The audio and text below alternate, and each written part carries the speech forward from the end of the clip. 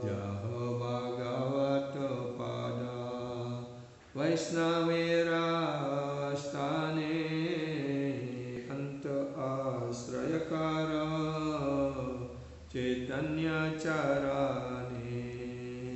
Dia orangnya seperti orang yang orang miskin di luar negeri, tidak punya tempat, bau, dia homeless, terus dia tinggalnya di semak-semak seperti itu. Nah, suatu kali bertemu dengan Indradyumna Maharaj. Kemudian dia minta persad, dia datang ke tempel, tapi dengan pakaian yang lusuh, bau gitu. Dia dikasih persad, terus dia pergi gitu, karena dia tidak dikasih masuk.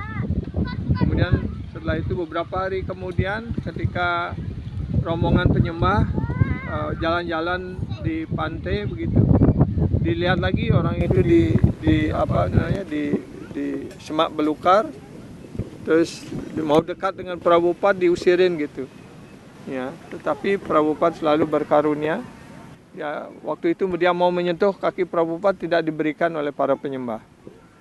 Nah, setelah kejadian itu dia menghilang lagi gitu. Ya. Tapi selalu setiap saat dia ada yang membawakan persad. Nah, ketika Prabhupada kemudian suatu hari jalan-jalan lagi di pantai, ya, dia tidak lagi mau menyentuh kaki Padma Prabhupada, tidak dikasih oleh Prabhupada. Ya biar aja, tidak apa-apa gitu. Ya, setelah itu dia pergi gitu. Nah, ketika mereka balik ke tempel, ya, tahu-tahu ketika ditinggalkan tempel itu kan hanya satu orang, hanya merias arca apa dan sebagainya, karena jalan-jalan pagi. Ya, ketika balik ke tempel sudah dilihat dia biasanya diberikan nama Pigpen.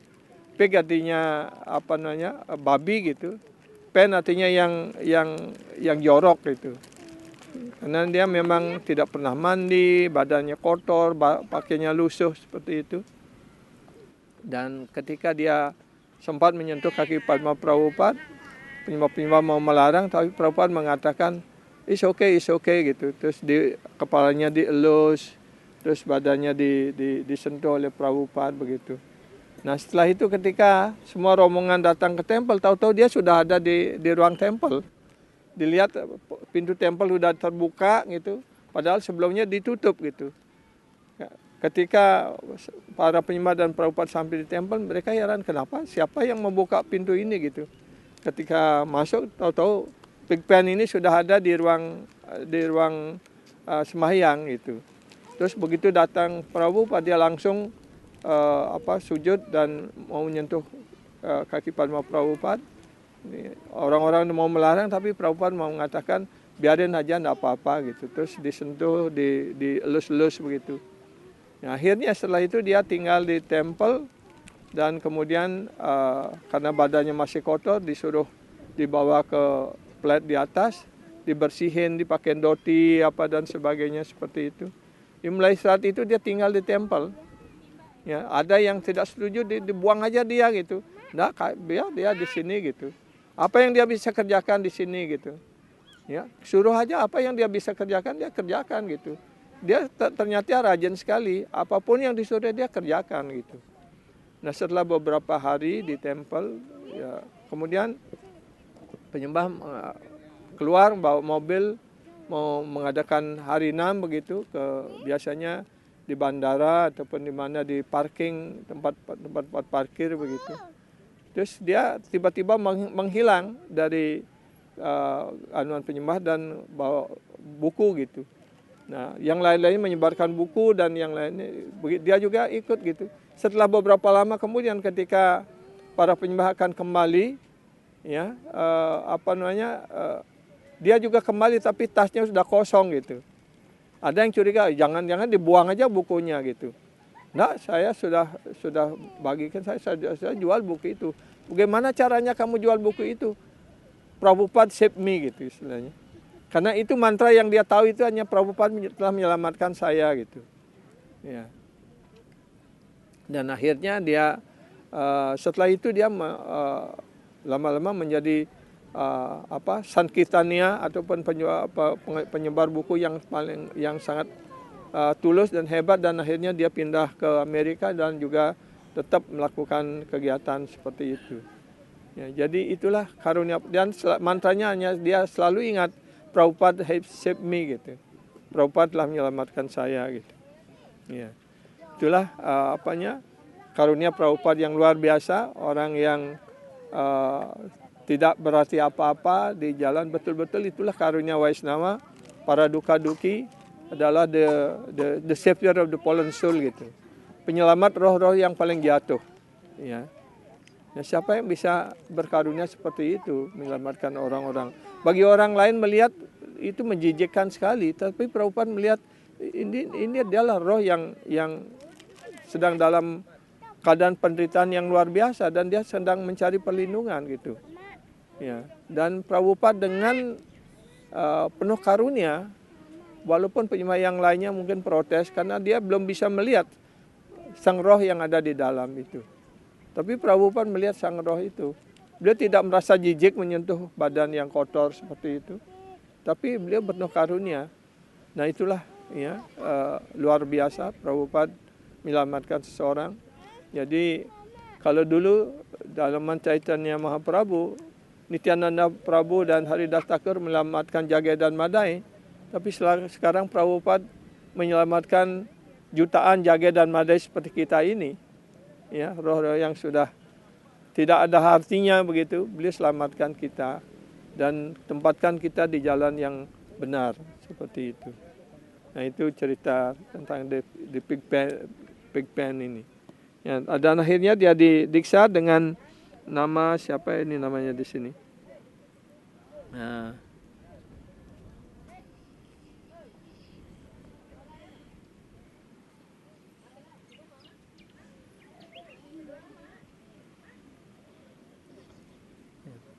Dan dia memegang erat kaki Padma Prabhupada begitu.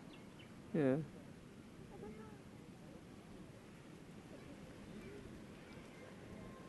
Beberapa tahun kemudian Indradyumna Maharaj masih mendengar tentang berita tentang penyembah ini. Dia pindah ke New York dan juga masih tetap menyebarkan Prabhupada, buku-buku Prabhupada di sana. Ya.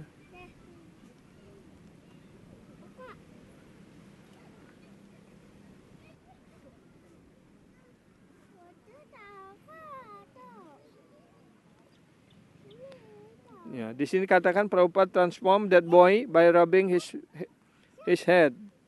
Ya, Prabhupada telah menyelamatkan orang ini dengan mengelus kepalanya. Ya, all right, it is all right gitu. Jadi Prabhupada mengizinkan karena dia memegang erat kaki Prabhupada dan Prabhupada mengelus kepalanya seperti itu.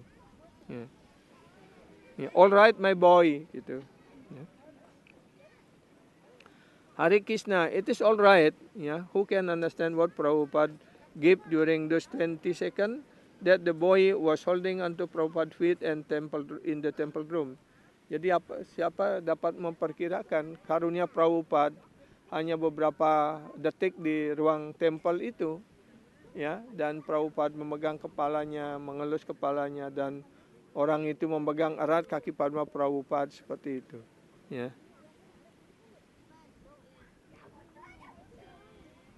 Ya.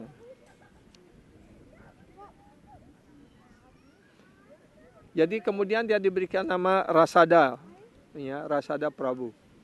Ya, Rasada Prabhu joined ISKCON in Marseille, France, tahun 72. Shortly after his familiar brother Gaura Chandra Das. He served for several years at the Paris Temple and later helped to open temple in Israel and was one of the first preachers to go to Korea. Ya. Jadi menjadi seorang penyebar buku dan pengajar yang luar biasa, dan akhirnya dia kemudian buka tempel di Israel dia, ya. Dan juga dia adalah preacher yang pertama datang ke Korea. Ya. Ya. Dia membantu beberapa tahun di tempel di Paris, dan kemudian beliau membuka tempel di Israel. Ya, was the one of the first preachers to go, dan dia juga orang pertama yang datang mengajarkan ke Korea. Following that, he served at different ISKCON centers in the United States, including Berkeley, Los Angeles, Laguna Beach. Jadi setelah itu beliau pindah ke Amerika, membantu di beberapa tempel di sana. Seperti dijelaskan di sini di Berkeley, Los Angeles, Laguna Beach. His service was generally sankirtan and book distribution. Jadi pelayanan yang dilakukan adalah sankirtan dan menyebarkan buku seperti itu. Ya. Ini Rasada Prabu di sini setelah beliau cukup tua dan ya, foto. Ya. In the hospital bed surrounded by devotees in his last days at the Bhaktivedanta Hospital Brindavan. Di rumah sakit Bhaktivedanta, rumah sakit Bhaktivedanta di Brindavan, menjelang beliau berpulang, dikelilingi oleh para penyembah. Ya. Jadi luar biasa Prabhupada menyelamatkan beliau ini. Ya.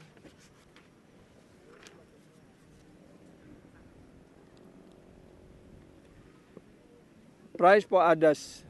Ya. Srila Bhaktisiddhanta Saraswati Thakur Prabhupada. This world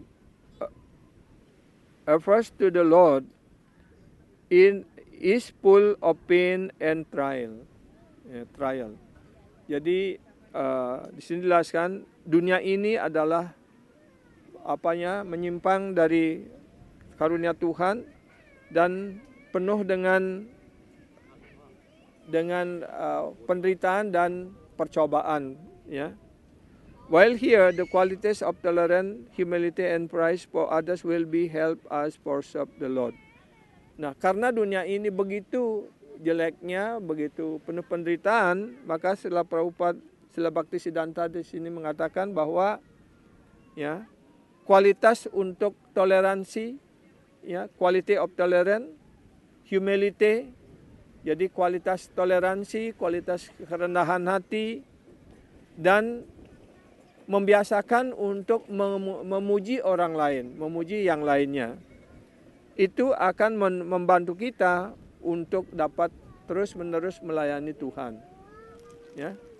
So in English, this word refers to the Lord. Refers means menyimpang dari Tuhan. Is full of pain and trial. Ya. While here, sementara kita berada di sini, the qualities of tolerance, ya. Kemudian yang kedua, humility, kerendahan hati, and praise for others will help us to serve Lord. Jadi kalau kita di dunia material yang penuh penderitaan, penuh cobaan dan sebagainya, ya, kualitas inilah yang harus kita kembangkan jika kita ingin lanjut melakukan pelayanan kepada Tuhan, yaitu sikap toleransi. Kenapa sikap toleransi ini perlu? Karena kita seperti Prabhupada sebelumnya mengatakan di sini, karena kita menerima anggota dari masyarakat kesadaran Krishna ini dari berbagai kalangan. Ya, ada yang pengaruhnya sifat tamasaguna, ada yang dari rajaguna, ada yang dari satwaguna. Tentu kita tidak bisa mengharapkan bahwa semuanya sudah dalam keadaan baik seperti itu. Karena itu kita harus saling mentolerir hal-hal yang kurang begitu. Dan di sini juga dijelaskan try to see good in others. Ya, cobalah untuk belajar melihat nilai-nilai baik, kebaikan dari setiap orang. Ya, kalau kita melihat kejelekannya, kita semua sudah jelek. Karena itu kita tinggal di dunia material ini. Sedikit saja ada nilai baiknya, itulah yang harus kita perlihatkan ataupun kita coba highlight gitu. Artinya kita harus memuji itu. Talking about others should be rejected. Membicarakan orang lain ataupun penyembah lain hendaknya ditolak ataupun dibuang. Ini pernyataan Sila Bhaktivinoda Thakur. Useless argument arise from envy and or pride. Jadi argumentasi yang tidak bermanfaat, berdebat satu sama lain, ya, itu muncul karena rasa iri dan rasa sombong. Aversion or attachment to the sanctification, ataupun aversion, what is mean aversion? Penyimpangan, ya, ya, ya, kebencian dan ataupun keterikatan, ya, akan kenikmatan indria or foolishness of self pride, ya, ataupun kebodohan dan kebanggaan diri.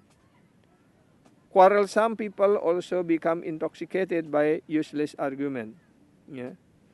Pertengkaran antara orang-orang, ya, itu jika terjadi karena orang menjadi mabuk dengan argumentasi yang tidak ada manfaatnya. Artinya kita saling berdebat satu sama lain atas hal yang tidak ada manfaatnya sebenarnya. Ya. Seperti pada masa COVID yang lalu, ya, bahkan di kalangan para penyembah itu terjadi perdebatan, oh ini karena konspirasi, oh ini teori konspirasi, itu segala macam ada. Bahkan kadang-kadang sampai puikan penyembah karena saling berargumentasi itu. Dan realitasnya apakah itu konspirasi ataupun tidak, realitas sudah banyak korban begitu, ya. Ya. While discussing topic of the Lord and His devotees, the practicing devotee should always be careful to avoid useless argument. Ya. Ketika kita mendiskusikan topik-topik tentang Tuhan ataupun tentang para penyembahnya, ya, penyembah yang baru belajar melatih diri hendaknya selalu berhati-hati untuk menghindarkan diri dari useless argument, artinya dari argumentasi yang tidak bermanfaat. Artinya hanya debat kusir, ya. Useless argument itu artinya debat kusir kita, ya. Kalau kita ingin membicarakan penyembah, itu bicarakanlah penyembah yang sudah menjadi contoh dalam jalan bakti ini, seperti yang dijelaskan di dalam Srimad Bhagavatam. Jadi kalau kita membaca Srimad Bhagavatam, itu adalah topik dalam Chaitanya Charitamrita, juga adalah topik yang lebih banyak membicarakan tentang penyembah gitu. Tapi bukan kejelekan penyembah yang di sana diceritakan ataupun diuraikan, tetapi kebaikan penyembah. Bagaimana penyembah-penyembah di sana itu, di dalam Srimad Bhagavatam itu, mendedikasikan seluruh hidupnya kepada dalam pelayanan kepada Tuhan. Ya. Karena itu, seperti tadi malam kita sudah mendiskusikan, ada bakti di bawah pengaruh Sattva Guna, ada bakti dalam pengaruh Rajas Guna, dan ada bakti dalam pengaruh sifat Sattva Guna. Nah, di Srimad Bhagavatam diceritakan bahwa Daksa adalah contoh dari pelayanan bakti yang dilakukan oleh orang di bawah pengaruh Tamasa Guna. Dia sebenarnya bahkan menjadi pemimpin alam semesta karena diangkat oleh Brahma, ya, karena beliau juga adalah putra Brahma dan menjadi Daksa. Daksa artinya yang ahli dalam berketurunan dan kedudukannya seperti raja diraja gitu.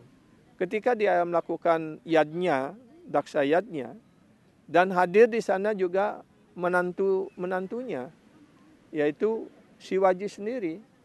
Tapi karena Shivaji kelihatan tidak seperti undangan para dewa yang lainnya, pakaian neces dan serba mewah begitu. Tapi Shivaji memakai pakaian yang sederhana dan compang-camping seperti itu. Bahkan karena itu dia dihina oleh Shivaji. Daksa menghina Shivaji. Ya, karena penghinaan itu akhirnya terjadi pertengkaran satu sama lain antara pengikut Siwa dan pengikut Sati, pengikut Daksa, dan kehancuran terjadi. Dan kemudian setelah ditenangkan ketika itu, kemudian beberapa tahun kemudian Daksa lagi melaksanakan yadnya, tapi tidak mengundang Siwa. Dan yang lain-lain, dewa-dewa yang lain diundang. Tapi ketika para dewa turun untuk menghadiri yadnya itu, Sati sebagai putri juga ingin datang ke tempat itu. Tapi Siwa sudah mengingatkan jangan. Karena orang tuamu, ayahmu tidak mengundang kita, ngapain kita datang gitu. Tapi sebagai anak begitu, di rumah ada kegiatan yang besar gitu, pasti ingin datang gitu. Akhirnya memaksa datang. Tapi Siwaji sudah tahu apa yang akan terjadi. Karena itu diberikan pengikut yang banyak untuk menjaga gitu. Dan setelah sampai di tempat yadnya itu, ya, bahkan orang tuanya tidak, Daksa tidak sama sekali memberikan perhatian kepada Sati. Akhirnya Sati menjadi marah dan menyesali, saya menyesal telah engkau memberikan badan pada aku ini, dan sekarang aku mengembalikannya. Beliau membakar diri di sana. Nah, di sanalah kemudian terjadi kekacauan lagi, dan akhirnya pengikut Siwa marah, dan Daksa kepalanya dipotong dan kemudian dihidupkan kembali oleh Siwaji dengan diberikan kepala kambing, kan, seperti itu. Dan setelah dia bangun dari kematian itu, karena dia sudah dihidupkan lagi oleh Siwaji, ya, baru dia menyadari kesalahannya seperti itu. Nah, itu dijelaskan bakti yang di bawah pengaruh sifat tamasaguna. Ya. Kemudian bakti di bawah pengaruh rajasguna dijelaskan adalah Druwa. Karena Druwa melaksanakan bakti itu dengan harapan mendapatkan, ya, kedudukan, ya, ataupun kemewahan kerajaan yang lebih besar daripada kakeknya, seperti itu. Dan kakeknya sendiri adalah Brahma. Dan kekuasaan Brahma itu adalah satu alam semesta ini, ya, dan istana daripada Brahma itu adalah di Brahmaloka, kan. Tapi Druwa menginginkan yang lebih hebat, lebih besar dari itu. Ya, kemudian karena dihina oleh ibu tirinya, kemudian dia datang kepada ibunya, ya, dan ibunya yang memberikan petunjuk, kalau kamu ingin mencapai apa yang kamu inginkan, pergilah ke hutan, lakukan pertapan di sana. Dan walaupun dia baru umur 5 tahun, dia melakukannya. Dan Gandarwika sudah menulis cerita ini, mudah-mudahan cepat keluar, ya, nak, ya. Iya. Itu nanti akan dibuat cerita ini dalam bentuk bergambar supaya mudah dipelajari oleh anak-anak, ya. Dan kemudian setelah karena dia ingin mendapatkan karunia dari Sri Wisnu, sedangkan Sri Wisnu tidak bisa memberikan karunia langsung kepada para penyembahnya, harus melalui guru. Ya. Dan karena itu seperti Sila Gurudev menceritakan, jadi Sri Wisnu di dunia rohani di Vaikunta benar-benar begitu seperti gelisah, dan Laksmi Dewi bertanya, kenapa anak kelihatan gelisah? Apa yang terjadi? Itu penyembahku ingin dapat karunia dariku, sedangkan aku tidak bisa memberikan karunia langsung padanya. Dia tidak punya guru gitu. Kenapa Anda tidak mengirim salah seorang penyembah Anda untuk menuntun dia gitu? Akhirnya Narada Muni diutus untuk memberikan karunia pada Druwa. Dan atas ujian yang diberikan oleh Druwa tetap teguh. Karena itu disebut Druwa. Druwa artinya yang mempunyai keteguhan hati yang sangat kokoh. Ya. Dan kemudian setelah lewat ujian, ya, ujian artinya dia diberikan, kamu masih kecil, ya. You are still very small boy. You cannot do this tapasya. It's very difficult. In the forest there are many ferocious animal, lion, tigers, elephant like that. But still, Druwa is not fear. Ya, Druwa tidak pernah takut dengan segala berita ataupun informasi yang diberikan oleh Narada. Dan Narada mengatakan, kamu ngambak seperti ini karena kamu ingin duduk di atas singgasana. Sekarang saya akan mengantarkan kamu. Orang tuamu tidak bisa menolak, kamu bisa duduk di singgasana. Gitu. Tidak, saya tidak menginginkan singgasana yang kecil itu, saya ingin yang jauh lebih besar dari itu. Gitu. I don't want this small asana, singgasana. I want to bigger than what my grandpa have, like that. Ya. Dan kemudian karena yakin Narada Muni bahwa anak ini mempunyai keteguhan hati yang mantap, yang serius, kemudian Narada Muni memberikan petunjuk-petunjuk apa yang harus dia lakukan. Ya. Artinya dia diberikan sadana apa yang harus dia lakukan, mengucapkan mantra Om Namo Bhagavate Vasudevaya dan pertapaan dan sebagainya, sehingga kemudian hanya dalam 6 bulan dia mencapai sukses.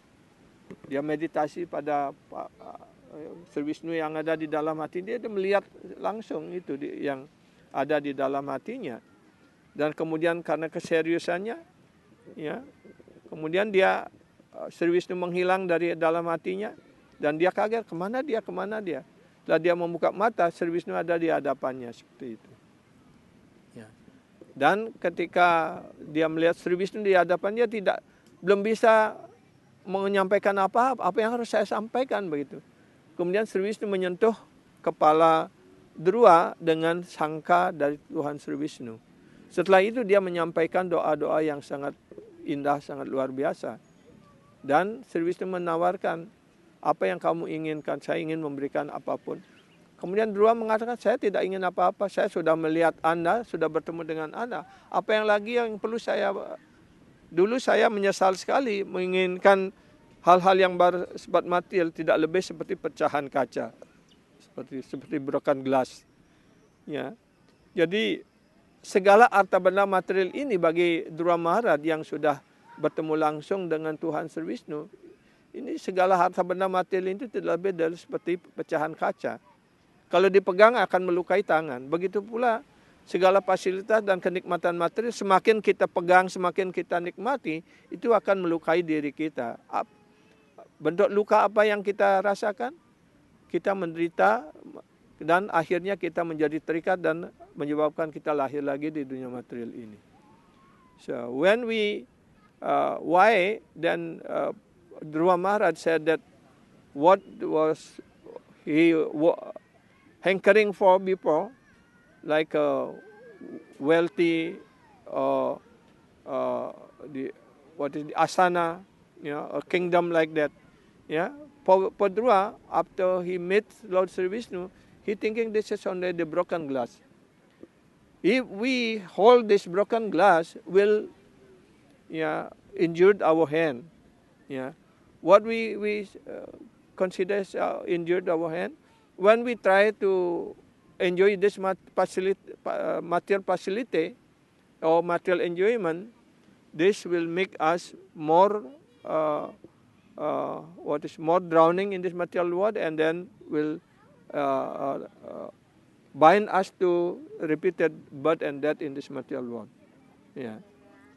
So, ya. Jadi ini adalah contoh-contoh yang dapat kita pelajari, ya, bahwa dunia material ini seperti itu, ya.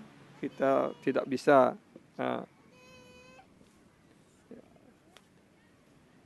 talking about reason about the other people is extremely for devotional service.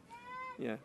Jadi seperti tadi kita mengatakan, kalau kita ingin membicarakan penyembah, ya, jangan kejelekan penyembah yang dilihat. Ya, seperti tadi saya membandingkan bahwa Srimad Bhagavatam itu dan Chaitanya Charitamrita itu adalah, ya, hanya membicarakan tentang para penyembah dan Tuhan, kegiatan para penyembah dalam pengabdian cinta bakti rohaninya kepada Tuhan, ya, dan itu akan menyemangatkan kita untuk lebih maju lagi dalam pelayanan bakti, karena kita juga bisa mencapai seperti itu, gitu maksudnya. Ya. Talking without reason about the other people is extremely averse to devotional service. Membicarakan orang lain tanpa alasan, ya, itu sepenuhnya menyimpang dari jalan bakti. Many people talk about others to establish their own reputation. Banyak orang ingin membicarakan kejelekan, keburukan orang lain hanya untuk membangun reputasinya sendiri. Karena dia ego palsu. Raga kan lah ni. Ani luang-luang dagang lah, ani jelek-jelek cing lah gitu. Ya. All good is belong to me, all bad is belong to you, like that. Yeah. Yeah. Being envious, some people are accustomed to discussing others' character. Yeah. Karena rasa iri hati, ya, orang-orang sangat sudah umum biasa membicarakan, ya, karakter orang lain ataupun kejelekan orang lain. The mind of those who are busy in such a topic can never be fixed on the lotus feet of Krishna. Jadi pikiran bagi orang-orang yang selalu, ya, mencari kesalahan, menjelekan orang lain, ya, tidak akan pernah bisa memantapkan pikirannya dalam pelayanan bakti kepada kaki padma Tuhan Sri Krishna. Ya. Talking about others should be rejected in all respect. Karena itu membicarakan orang lain, penyembah lainnya dengan cara negatif hendaknya sepenuhnya ditolak ataupun dihindari. Ya. But in the practice of devotional service, there are many favorable topics that are faultless. Tetapi di dalam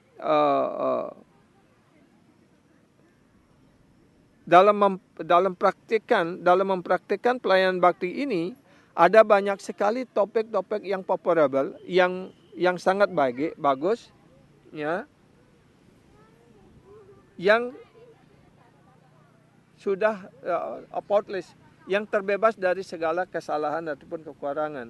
Even though dia about others, walaupun itu membicarakan tentang orang lain, yaitu yang seperti saya katakan tadi, membicarakan tentang kegiatan para penyembah, hubungannya dengan Tuhan dan sebagainya seperti itu. Ya. In order to completely renounce talking about others, one need to live in the forest. Jadi kalau kita ingin bebas sepenuhnya untuk tidak membicarakan orang lain, hanya pantas untuk kita tinggal di hutan. Itu dijelaskan oleh Prabhupada.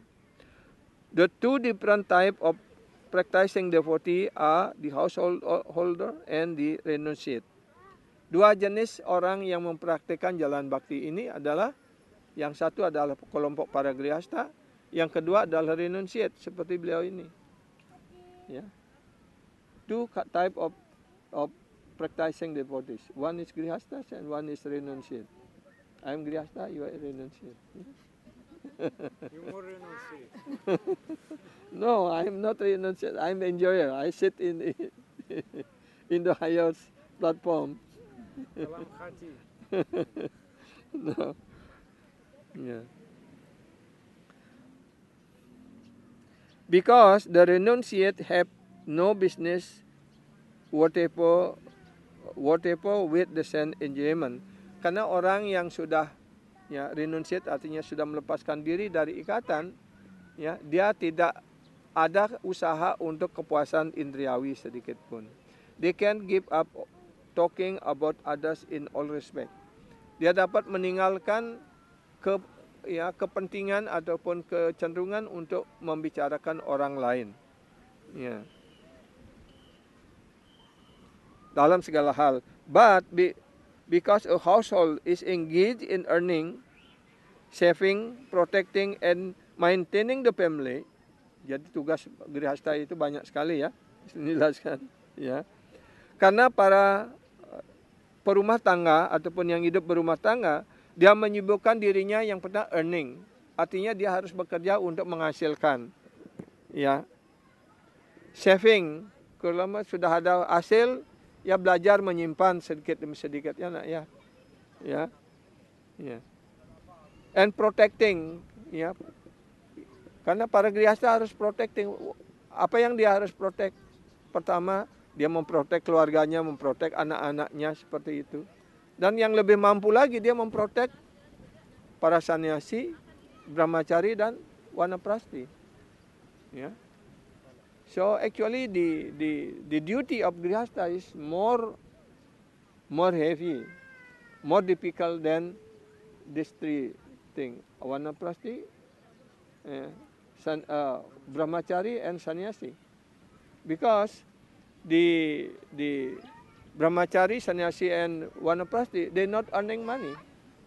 Yeah, but they are dedicating their life for the preaching, to dedicating their life for the service of the Supreme Lord. So their life is depend on the grihastas. Grihasta will maintain all these things. If the grihasta also very poor, how they, even they cannot maintain their own family, how they can maintain others? Ya. Jadi tugas para grihasta itu sebenarnya sangat berat. Ya, seperti dijelaskan, pertama dia harus bekerja untuk mendapatkan penghasilan. Kalau dia sudah punya penghasilan, dia expand, ya, untuk siapa? Ya, memelihara keluarga, menghidupi para brahmachari, vanaprastha, dan sannyas. Karena 3 golongan ini, brahmachari, sannyas, dan vanaprastha, dia tidak bekerja untuk menghasilkan uang atau apa, karena dia mendedikasikan seluruh hidupnya dalam pelayanan bakti. Jadi tugas grihasta lah yang menghidupi mereka gitu. Ya. Karena itu di sini tugasnya earning, artinya mendapatkan penghasilan, kemudian sekian persen harus dia tetap simpan untuk keperluan emergensi gitu. Ya. Kemudian protecting, artinya memelihara keluarga dan yang lainnya. Dan maintaining the family, he cannot completely give up talking about others. Karena dalam tugasnya seperti itu, dia tidak bisa sepenuhnya untuk tidak membicarakan orang lain. Ya. Paling tidak kita di kantor ataupun ketika bekerja di kantor pasti kita berbicara, ya, membicarakan orang lain seperti itu. When all one material activities are related with Krishna, then even is unavoidable talk about the others come senseless and a part of devotional practice in relation to Krishna. Ya. Ketika segala aktivitas material terhubung dengan Krishna, bahkan yang membicarakan tentang segala usaha kita, membicarakan orang lain itu tidak menjadi salah. Karena itu segala sesuatu terhubung dengan Krishna, itu akan menjadi bagian daripada pelayanan bakti. Yeah. He should not talk about others in a way that is detrimental to anyone. Ketika kita membicarakan orang lain, ya, jangan sampai topik pembicaraan kita itu membicarakan orang lain menjadi detrimental, artinya mengganggu ketenangan ataupun mentalitas orang lain, seperti itulah. He should talk about others only whatever a little necessary in Krishna consciousness family. Ketika kita membicarakan tentang orang lain, hanya hal-hal yang terhubung dengan pelayanan bakti kepada Krishna. Ya, itu maksudnya. He should not talk about others without reason. Jangan hendaknya kita membicarakan orang lain tanpa alasan. Moreover, when the guru enlighten his disciple on some topic, then unless he occasionally talk about others, his instruction may not be clear. Lebih jauh lagi, Srila Bhaktivinoda Thakur mengatakan ketika guru berusaha untuk memberikan pencerahan kepada murid-muridnya, dia tidak bisa menghindari untuk membicarakan orang lain. Jika tidak demikian, apa yang beliau sampaikan, ajaran yang beliau disampaikan tidak akan bisa dimengerti dengan jelas gitu. Nah di sini artinya kita membicarakan orang lain, menjadikan contoh, umpamanya seperti kita membicarakan tentang Arjuna, Yudhishthira ataupun Parikshit Maharaj seperti itu. Ya, itu kan kita membicarakan orang lain, tapi beliau adalah contoh-contoh yang baik, ya, yang tekun dalam bakti, dalam hubungan dengan Krishna itu maksudnya. Ya.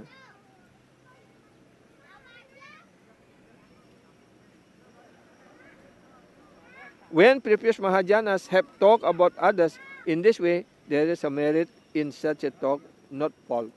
Ketika para Mahajana membicarakan orang lain, ya, dan kadang-kadang ada tokoh-tokoh yang buruk yang dibicarakan juga di dalam Srimad Bhagavatam, ya, seperti Rawana, ya, Kumakarna, atau Hiranyakasipu, Hiranyaksa, itu kan juga kita membicarakan orang, ya.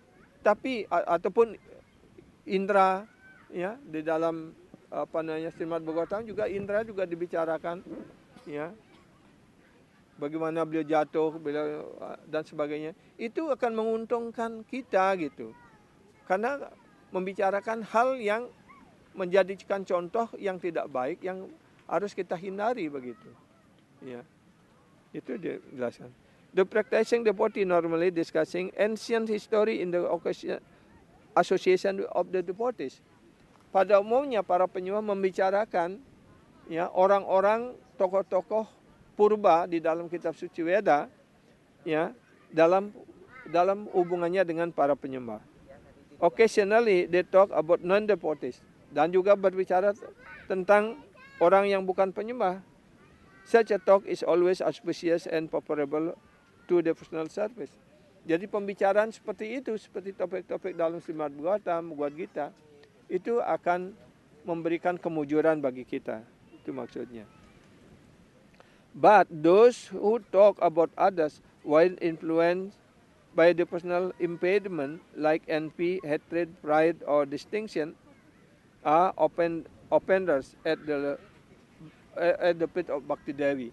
Tapi kalau kita membicarakan, ya, orang lain atas dasar iri hati, atas dasar kebencian, atas dasar keangkuhan, kesombongan, dan, ya, untuk memperlihatkan perbedaan, ya, bahwa diri kita yang baik, orang itu jelek dan sebagainya, itu akan menjadi offenders, menjadi kesalahan, menjadi aparat, ya, dan itu akan offender at the feet of Bhakti Devi. Itu akan kita dengan cara seperti itu, pembicaraan seperti itu kita menjadi melakukan kesalahan pada Bhakti Devi. Artinya pada Dewi, ya, dari Dewi pada Bhakti itu, ya. Debate arise only from a desire for conquest. Debat, ya, debat kusir atau debat hanya dengan maksud untuk mengalahkan orang lain, ya. It is extremely abominable. Itu sangat menjijikkan, ya. Kalau kita ingin debat supaya orang itu bagaimanapun caranya pangyo kalah gitu, ya, pangrageng lah ngenah lebih hebat gitu. Itu adalah hal yang menjijikkan dijelaskan di sini. Fault finding arise only from imposing one own bad habit on others. Mencari-cari kesalahan pada diri orang lain, ya, sesungguhnya itu adalah, ya,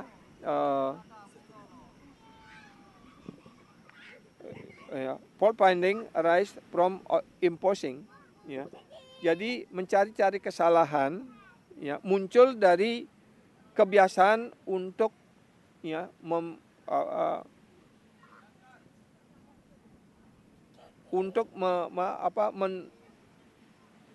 menimpakan kejelekan kita pada orang lain, itu maksudnya, ya. Ya. Karena kalau kita menjelekkan orang lain kan artinya kesalahan-kesalahan kita itu supaya tidak kelihatan, dan seolah-olah orang lain itulah yang memiliki kesalahan itu, ya. This should be given up in all respect, dan kebiasaan seperti ini hendaknya sepenuhnya dibuang ataupun dihilangkan, ya. Speaking falsehood is another form of useless talk, ya. Membicarakan hal-hal buruk, ya, ataupun kesalahan orang lain adalah salah satu bentuk pembicaraan yang tidak bermanfaat. Worldly talk is completely rejected by renounced devotee. Membicarakan topik-topik umum, topik-topik yang tidak ada hubungan bakti, itu sepenuhnya ditolak oleh orang-orang yang tekun dalam proses bakti. If topic like archaeology, zoology, astrology, and geography are devoid of God consciousness, they should be rejected. Bahkan jika topik itu yang berkaitan dengan arkeologi, ya, ataupun zoologi, ataupun astrologi, ya, ataupun geografi, jika itu tidak ada nilai kesedaran Krisnanya, itu juga harus ditolak ataupun dihindari seperti itu. Nah sekarang mungkin ini yang terakhir saya sampaikan. Cerita antara perbincangan antara jarum dan keranjang, ya, needle and sieve, ya, sieve. Ini diceritakan oleh Sila Gurudev, Sila Guru Govinda Maharaj. Now, if one subtly analyzes such a thing, one can understand that you may simple finding fault with that devotee, but you are perfect yourself. Sekarang secara halus, jika kita menganalisa, ya, sesuatu, seorang akan dapat mengerti bahwa kalian hanya berusaha untuk melihat mencari kesalahan orang lain, ya, ataupun penyembah lainnya. But are you perfect yourself? Tapi apakah dirimu dirimu sudah sempurna? Are there no defect in you? Apakah tidak ada kekurangan pada dirimu? The saying is there, sieve has many holes and a needle has only one hole. Ya. Jadi ada pepatah ataupun kebiasaan yang mengatakan bahwa jarum itu hanya mempunyai satu lubang. Ya, lubang jarum kan satu kan? Tidak ada dua kan? Ya. Tetapi keranjang itu kan banyak lubangnya gitu. Ya. Kemudian the sieve kemudian sang keranjang mengatakan, ya, oh needle, there is a hole in your back. Ya. Jadi keranjang itu mengatakan, jarum, itu punggungmu, kamu ada lubang loh di punggungmu gitu. Ya. But the sieve criticized the needle. Ya, dengan cara seperti inilah sang keranjang menghina sang jarum. Ya. So, one who criticizes should understand whether he himself is perfect or not. Jadi kalau orang ingin mengkritik orang lain, dia hendaknya melihat pada dirinya terlebih dahulu. Apakah dia sudah sempurna, ya, tanpa kesalahan ataupun belum begitu. Ya, ataupun tidak. But she criticized the needle, tetapi di sini, ya, you can stay from here. Maybe you move, not understand. No, I'm okay. You already understand. Maybe you move in shadow a little bit. Or we bring umbrella.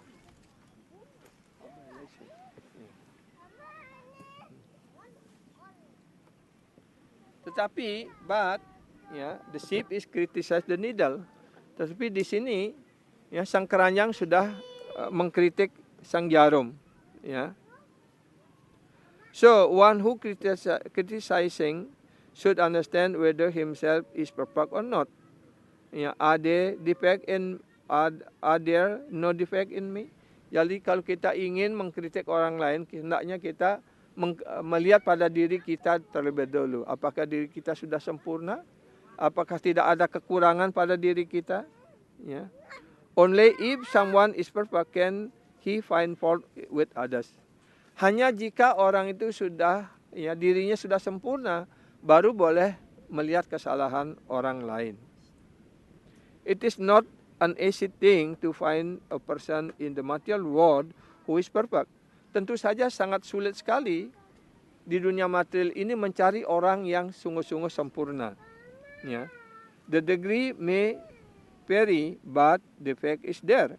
Mungkin jumlah kesalahan ataupun kekurangannya mungkin berbeda, tapi tetap setiap orang masih punya kesalahan ataupun kekurangannya masing-masing. Ya. Those who are Mahapurusas or Mahatma never see the defect of anyone. Tetapi para Mahapurusa, ya, or Mahatma, Mahapurusa artinya great devotee. Ya, Mahapurusa artinya kepribadian yang agung, yang mulia, ataupun Mahatma. Ya. Seperti dijelaskan Mahatmanas tu mamparta Dewim Prakrtim Asrita. Para roh-roh yang agung seperti itu, dia sudah di bawah kendali Yoga Maya. Yoga Maya Samawrita, di bawah kendali Yoga Maya. Yoga Maya artinya internal energy of Krishna, tenaga dalam Krishna. Sedangkan di dunia material ini orang-orang biasa dikendalikan oleh Dewi Maya, oleh tenaga yang menghayalkan, seperti itu. Ya.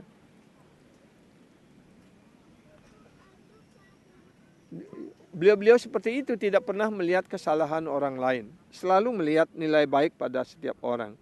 Jika tidak demikian, dia tidak bisa menerima murid. Kalau melihat, oh ini jelek, ini salah. Ya, ngapain saya menerima orang jelek-jelek, orang salah gitu. Ya. Karena itu seperti Prabhupada dalam contoh tadi, orang yang gembel, yang tidak mempunyai tempat, itu pun disayang oleh Prabhupada. Ya, akhirnya dia mengatakan apa? Setiap bertemu menjual buku pun saya diselamatkan oleh Prabhupada. Prabhupada save me, Prabhupada save me gitu. Ya. Jadi itulah seorang Vaishnava. Ya. Paramahamsa or Bhagavata Tamas never see anything bad.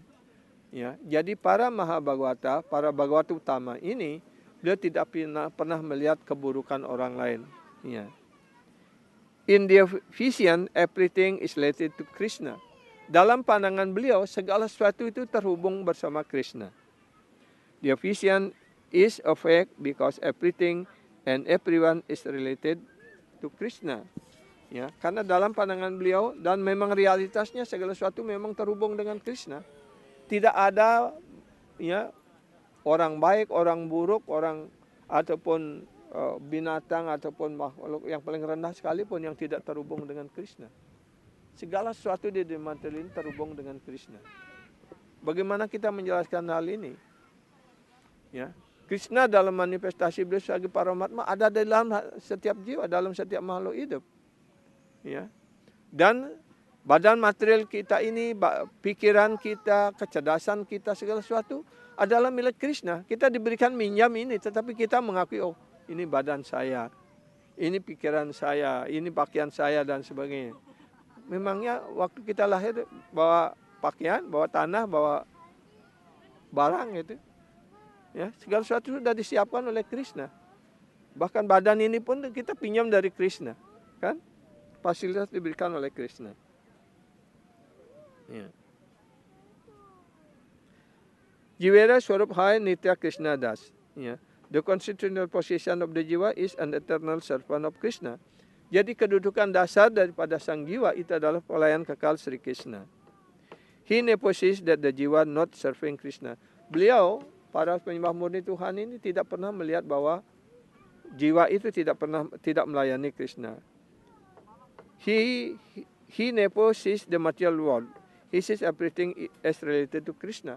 Karena itulah beliau disebut sadar sepenuhnya akan Krishna. Beliau tidak pernah melihat segala sesuatu tidak terhubung dengan Krishna. Ya, karena beliau melihat setiap orang itu melihat Krishna, melihat jiwa di dalam, melihat Paramatma. Ya. Dan jiwa yang dilihat bukan badan material. Kalau melihat badan material, beliau juga melihat itu adalah energi Krishna. Ya. Sehingga dengan demikian apapun yang beliau lihat adalah energi Krishna. Segala sesuatu adalah related to Krishna. Itu. He sees everything related to Krishna. This is Vaikuntha. This is Krishna's world. Jadi beliau melihat segala sesuatu milik Krishna, terhubung dengan Krishna. Karena itu dunia ini juga bagi penyembah murni Tuhan ini adalah Vaikuntha, ini adalah dunia rohani, gitu. Ya. He sees all good. He never sees any defect. Beliau hanya melihat baiknya saja dan beliau tidak pernah melihat kekurangannya. Ya. That is his vision. Itulah pandangan beliau. But we are not like that. Tapi kita tidak seperti itu, belum seperti itu juga. Such a great personality are very rare. Ya, kepribadian agung seperti itu sangat jarang adanya. They are not easily available in this world. Tidak begitu gampang tersedia ataupun ada di dunia material ini. Madhyama Adhikari sees this distinction and defect. Madhyama Adhikari ya melihat perbedaan itu, melihat kekurangan itu. But Utama Adhikari never see them. Tetapi Utama Adhikari tidak pernah melihat ya kekurangan itu. An Utama who come to preach step down to the Madhyama stage. Jadi ketika para Utama Adhikari, para Mahabhagavata turun ke dunia material ini untuk mengajarkan, beliau melangkah satu tangga turun menjadi Madhyama. Ya. Otherwise cannot preach. Ya. Karena para Mahabhagavata melihat semua sudah sadarkan Krishna, siapa lagi yang diajarkan gitu.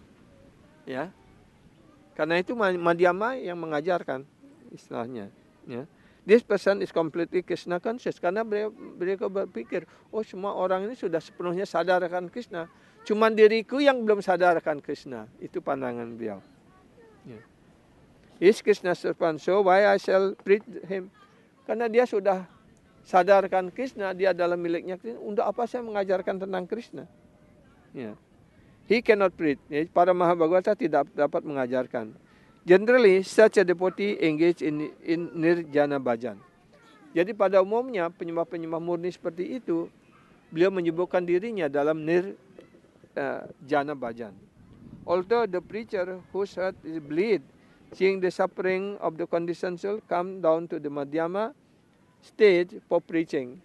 Jadi para Mahabhagavata ini turun ketika beliau ditugaskan untuk mengajarkan, beliau mengambil tingkatan Madhyama. Ya, dalam supaya bisa mengajarkan. He's not like the general type of Madhyama, tapi beliau juga dibedakan. Tidak seperti Madhyama yang merangkak dari bawah step dari step naik ke tingkat Madhyama. Ya, berbeda dengan yang utama turun melangkah ke Madhyama untuk bisa mengajarkan gitu. He still an Utama Adhikari. Beliau tetap sebagai Utama Adhikari. He sees that the jiwa have forgotten Krishna and are devoid of Krishna consciousness. Yang beliau lihat bahwa orang itu belum sadarkan Krishna dan telah melupakan Krishna. So, he goes to preach and inculcate Krishna consciousness. Karena itu beliau turun untuk mengajarkan dan ya, menanam benih-benih kesadaran Krishna dalam hati mereka. He bring them to the path of bhakti and engage them in Krishna service. Beliau ya mengantarkan roh-roh yang terikat itu ke dalam jalan bakti dan menyibukkan mereka dalam pelayanan bakti kepada Krishna. By which all their suffering will be done away with forever. Hanya dengan cara demikian, dengan menyibukkan sang roh ataupun jiwa kembali terhubung bersama Krishna dan menyibukkan dirinya dalam pelayanan bakti pada Krishna, maka segala penderitaannya akan berakhir. Ya. To correct and criticize someone is the business of only such a person who acting as guru. Ya. Di sini dijelaskan untuk memperbaiki dan mengkritik ya adalah kegiatan ataupun tugas dari guru seperti beliau itu. Ya. He has the right to inflict punishment on you. Jadi guru ya mempunyai hak untuk memberikan hukuman kepada dirimu, kepada diri kita. He has the right to catch hold of your ear and slap you. Beliau mempunyai hak untuk memelintir telinga kita ataupun menempeleng kita, menampar kita. Guru Krishna Karnadara. He will correct you and criticize you. Guru mempunyai hak untuk mengkritik Anda ataupun memperbaiki diri Anda. Ya. You are rascal, why are you doing this and that? Ya. Jadi kadang-kadang guru memarahi muridnya, kamu kurang ajar, kenapa kamu melakukan hal bodoh seperti itu? Itu maksudnya. Because you have many defects, you have no right to criticize. Karena diri kita sendiri masih mempunyai banyak kekurangan, apa haknya kita untuk mengkritik orang lain? Itu maksudnya. Ya. You are like a sheep. Jadi kalian ini seperti keranjang. Ya. You have so many holes on your back. Di punggungmu begitu banyak lubang. Ya. Why you should criticize a needle who has only one hole? Kenapa kamu mengkritik jarum? Dia punya satu lubang, sedangkan badanmu sendiri penuh dengan lubang, itu maksudnya. Ya. Artinya kita menunjuk kesalahan orang lain, mungkin hanya satu itu aja kesalahannya, tapi kesalahan dan kekurangan diri kita seabrak gitu istilahnya ya. Bahkan kita sendiri tidak bisa menghitungnya gitu. Ya. In this way, the Shastra, the Mahajanas, and the Sadhus have condemned this ninda. Karena itu, kitab suci, para sadhu, mahajana selalu ya condemn artinya menilai buruk, ya, menyalahkan. Ya, ninda itu ninda artinya kecenderungan untuk mencari kesalahan. Ya. Fault finding and criticizing. Ya, mencari-cari kesalahan dan mengkritik orang lain. Criticism. This is aparado data anartha. Ini adalah bentuk anartha yang aparad anartha. The anartha born out of aparad. Jadi aparad ini akan melahirkan anartha. Ya, atau anartha ini melahirkan aparad. Ataupun anartha yang lahir dari aparad. In this commentary on the Srimad Bhagavatam, dalam komentar dari Srimad Bhagavatam, Siddha Swami has mentioned this ninda. Dan Siddha Swami telah menjelaskan tentang ninda ini. This dosa kirtana, speaking ill of others. Ini disebut dosa kirtana. Ya. Yaitu membicarakan keburukan orang lain. Is a great anartha for the sadhaka. Adalah merupakan anartha yang besar bagi sadhaka. Sadhaka artinya kita semua yang sedang mempraktikkan kesadaran Krishna ini. Ya. The Nepahit who has come to the path of bhajan is sadhana bhakti. Jadi kita seorang-orang Nepahit yang datang mengikuti proses bhakti ini disebut ya anartha posadaka. Ya. Speaking ill of others is great anartha posadakas. Membicarakan keburukan orang lain adalah anartha yang sangat besar. Ya. The Nepahit who come to the path of bhajan sadhana bhakti, he should be very, very careful not committing this aparad. Karena itu kita yang sedang berusaha untuk mengikuti proses bhakti ini, hendaknya sangat berhati-hati jangan sampai melakukan aparad ini. Ya, ya, saya kira itu cukup ya untuk siang ini. Ya, kalau kebanyakan nanti lupa semuanya. Ya, tapi yang penting ingat pesan lagi bagus. Ya. Belum cukup. Ya. Prabu Sriwas belum cukup katanya pesannya.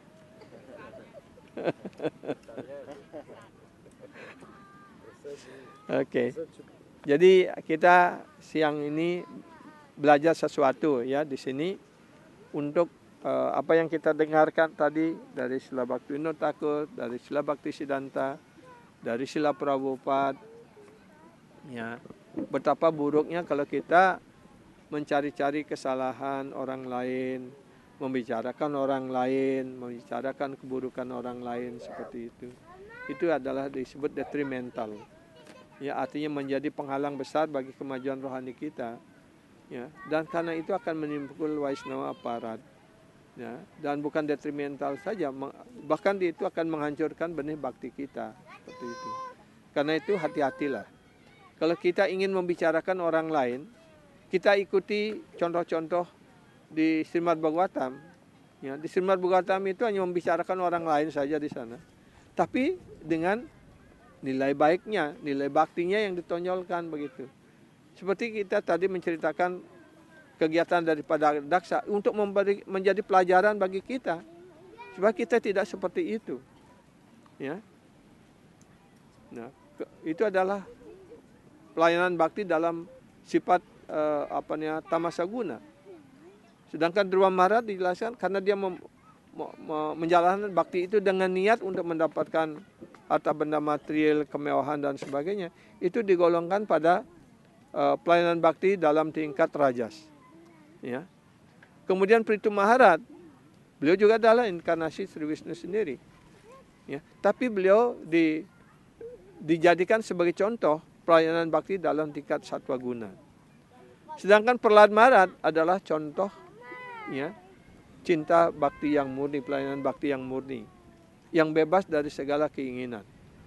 Bahkan Prahlad mengatakan, saya rela untuk hidup di neraka sekalipun, yang penting semua orang ini bisa diselamatkan, seperti itu. Ya, seperti juga Wasudeva, Gusti jelaskan juga mempunyai keinginan seperti itu. Biarkan saya menderita di dunia material ini, yang penting semua roh-roh, semua jiwa ini, Anda bebaskan mereka dari penderitaan kehidupan material ini. Seperti itu. Ya, itulah para sadhu guru Waisnawa yang murni. Mereka selalu berpikir untuk kesejahteraan orang lain. Ya, beliau tidak egois untuk mementingkan dirinya sendiri. Beliau tidak ingin pulang ke dunia rohani sendiri. Ya, seperti Prahlad Maharaj juga mengatakan dalam sebuah sloka, orang-orang pada umumnya tidak berpikir tentang orang-orang yang menderita di kota-kota besar, di kampung-kampung desa. Tapi orang pergi ke Himalaya, ya, bertapa di sana, di goa-goa, di hutan-hutan dan sebagainya, untuk kebebasan dirinya sendiri. Tapi mereka tidak pernah memikirkan bagaimana menderitanya orang di dunia material ini, seperti itu. Dan Prahlad mengatakan, saya tidak ingin seperti itu. Saya ingin membebaskan mereka semua, seperti itu. Itulah hati seorang Waisnawa, seperti itu mestinya. Ya.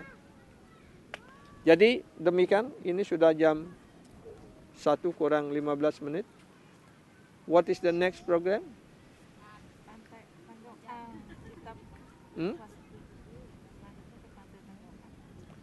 Tanjung An. Oke. Mau pesan lagi? Okay. What next program? We'll go to another beach. To take prasad and to carry down, yeah? That's the beach. More beautiful there. So, Okay. Jai Srila Prabhupada ki jai. Srila Gurudev ki jai. All glories to Srimal devotees. Yeah. Bhante Kutta ki jai.